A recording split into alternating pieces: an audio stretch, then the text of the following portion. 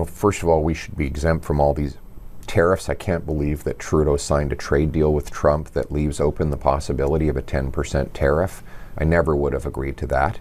I can't believe he signed on to a trade deal that keeps the softwood lumber tariffs in place. Harper got those lifted in 90 days as Prime Minister. Trudeau's had 9 years and 3 presidents, and not only are the tariffs back in place, they've been doubled, killing forestry jobs right across British Columbia.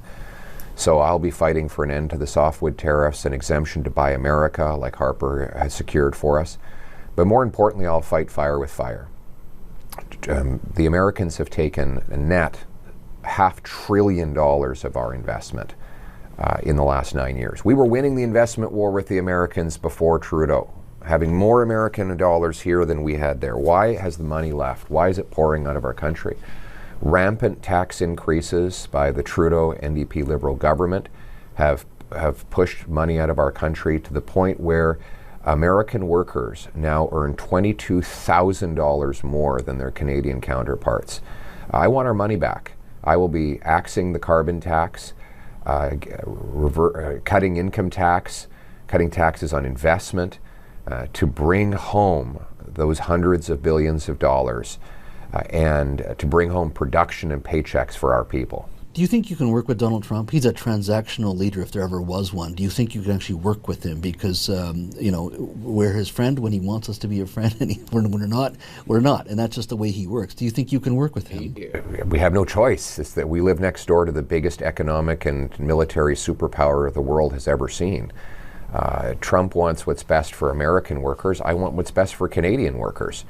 And, we're not going to be suckers anymore and hand our money. I mean, Trump would love nothing more than keep Trudeau in power, because he can walk all over him and he can take his money. When Trudeau quadruples the carbon tax to 61 cents a litre, Trump's going to be on the phone with all of our companies saying, hey, I heard about the big tax hike up there. Why don't you come down here? There's zero carbon tax.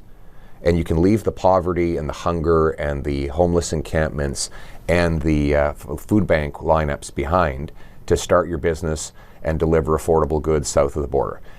So that's what you're in store for with Justin Trudeau. Trump wants our jobs. Trudeau wants to help him take them. Let's not get distracted. The problems we have in immigration happened under Justin Trudeau before this election. I mean, President Trump has not even taken office yet.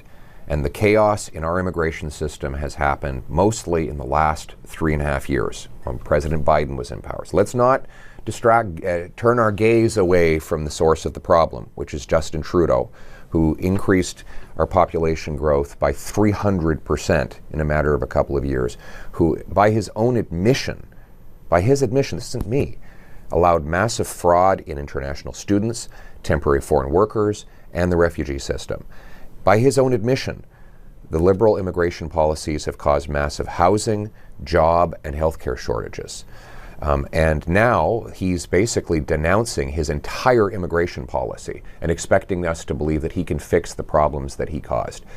This rampant incompetence has caused human misery both for newcomers and for multi-generational Canadians like you and I.